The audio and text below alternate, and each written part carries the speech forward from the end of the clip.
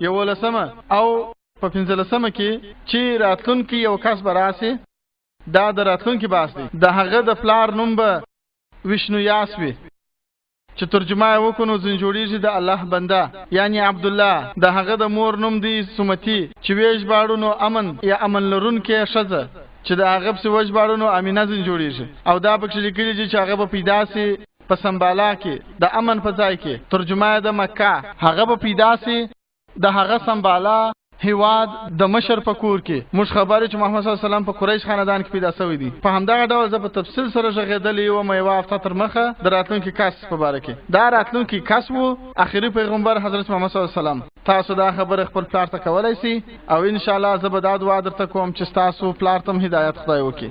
السلام علیکم. په دوام لمبر مې کې غیر مسلمان ورور پښتنه دی وکي. السلام علیکم.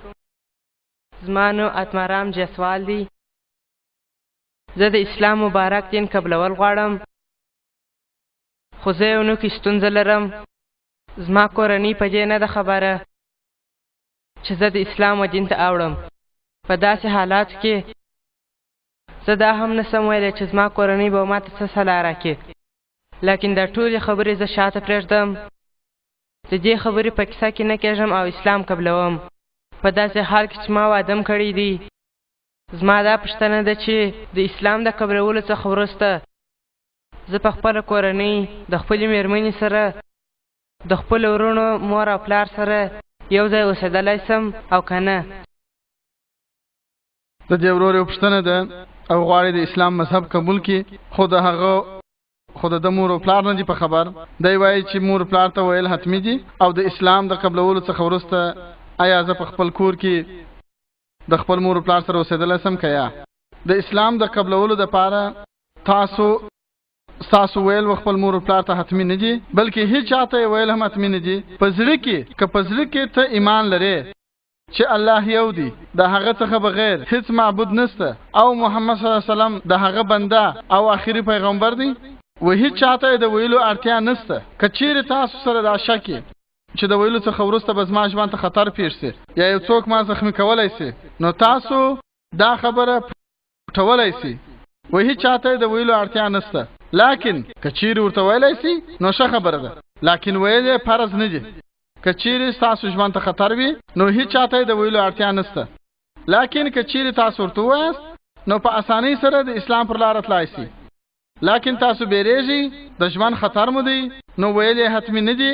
دا ستاسو او ستاسو د خدای ستاسو د الله ترمنځ خبره ده. تاسو د اسلام د قبلولو څخه وروسته بېشکه په خپل کور کې اوسېدلی شئ د خپل مور او پلار سره اوسېدلی شئ لکه څنګه چې ما په مخکیني جواب کې وویل چې هغه خورکۍ پوښتنه وکړه تاسو د خپل مور او پلار سره نور باید ښه سلوک وکړئ د هغو سره نوره مینه وکړئ. هغه باید دا وګوري چې دا زوی چې مې مسلمان سو نور ښه انسان ځینې جوړ سو. صرف هغه شیان چې د قرآن او صحیح احادیثو پر خلاف وي چې د الله او د الله د رسول پر خلاف وي هغه شی د مور پلار سره مه منئ. د هغه څخه بغیر ټوله شیان ورسره منئ. په هغه کې هیڅ نیوکه او شکوه نشته. په هغه کې هیڅ مشکل هم نشته. که چیرې ته اسلام قبلول غواړې بېشکه یې قبلوای سې که نه قبله نو دا حتمي نه ده چې د ټولو مخ ته دې ته ووایه. که چیرې غواړې نو کولی سې. زه دا غواړم چې اسلام قبول کړم. ته غواړې چې اسلام قبول کړې؟ بله.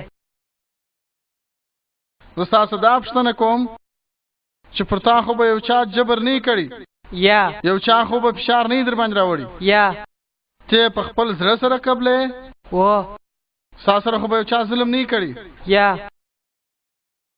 ولې چې په زوره په یو چا اسلام قبلول حرام کار دی. په قرآن کې راغلی دی په سورت بقره په 2 سورت 255 آیات کې لا اکراه فی الدین په دین کې زور زیاتی نشته.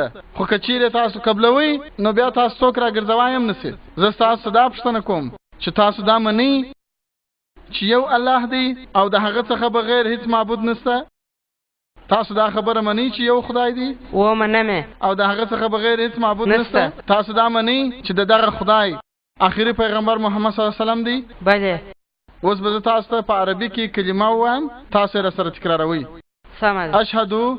اشهد الله اله الا الله الا الله واشهد وأشهد أن محمدا عبده ورسوله زه شاهدی ادا کوم چې د الله څخه بغیر هیڅ معبود نسته او محمد صلی الله علیه وسلم دهغه بنده او پیغمبر دی. ماشاءالله ته مسلمان یې. الله دې تاسو جزای خیر درکړي. او دا ویل غواړم چې کله هم یو غیر مسلمان کیږي، دا د هر مسلمان مسؤلیت دی چې د هغه نوی مسلمان کس هرکلی وکي، د هغه سره مینه وکي. ولې چې هر کله هم یو غیر مسلمان کیږي، نو د الله د رسول حدیث دی هغه یو دم پاکیږي. دا موږ مسلمانان چې د کلو څخه اسلام مذهب منلی دي، څونه ګناهونه به مکړي. تاسو هر غیر مسلم، هر مشرک چې کله اسلام قبول کړي، اوس هغه داسې سي لکه نوې چې زیږېدلی، د هغه ټوله ګناهونه پرېولل سي. او دا د مسلمانانو وروڼو او خویندو مسؤلیت دی چې هغه د نوي مسلمان هرکلی وکي، د هغه سره مینه وکي، د هغه سره محبت وکي. هغه باید دا احساس ونه کړي چې زه یو نوی ځای ته راغلی، د هغه سره باید مینه وکړل سي. که چیرې تاسو ته د هر شي اړتیا وي، که چیرې په اسلام د پوهېدو دپاره د بل شي ضرورت درته، د علم اړتیا یې درته، تاسو بېشکه زموږ ادارې ته راتلای سئ او تاسو د نورو مسلمانانو وروڼو سره مطالعه کوای سئ.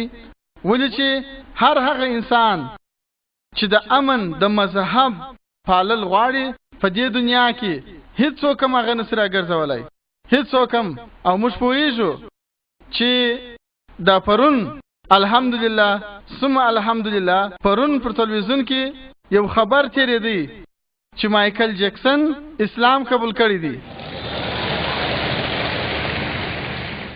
نو چې کله جورج بوش مایکل جکسن د اسلام د قبولولو څخه نسي راګرځولی په امریکا کې، نو هر هغه انسان چې په خپله خوښه سره د اسلام قبولول غواړي په دې هیواد کې، نو هیڅوک هغه نسي راګرځولی. لیکن پر هغه باندې باید فشار نه وي چې هغه په خپله خوښه کله د اسلام مطالعه کوي او د څېړنې او تحقیق څخه وروسته خوشحاله کیږي چې دا یو واحد مذهب دی چې د هغه په سبب د په ژوند کې امن راتلای سي. نو موږ هغه ته ښه راغلاست وایو او الله جل جلاله ته دعا کوو چې تاسو ته ان شاء الله په دې دنیا او په آخرت کې ان شاء الله ثواب درکړي او تر ټولو ښه جایزه درکړي. امین. د ښځو په خوا کې که یو غیر مسلمانه ښځه وي، پوښتنه دې وکړي. السلام علیکم ذاکر وروره، زما نوم پریتی دی. زه د موبایلونو په شرکت کې کار کوم او زه د حیدرآباد یم. ما ستاسو تقریرونه اورېدلي دي، نو زه غواړم اسلام قبول کړم.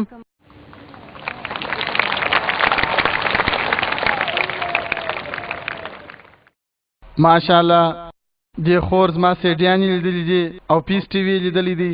الحمدلله ثم الحمدلله. د هدایت ورکول د الله پاک کار دی. موږ خو یوازې ذکر کولی سو، یوازې پیغام رسولی سو، او د پیغام د رسولو څخه مو څوک راګرځولی نسي. تاسو پوښتنه وکړئ چې دا کومه برخه ده؟ دا د شهادت برخه ده.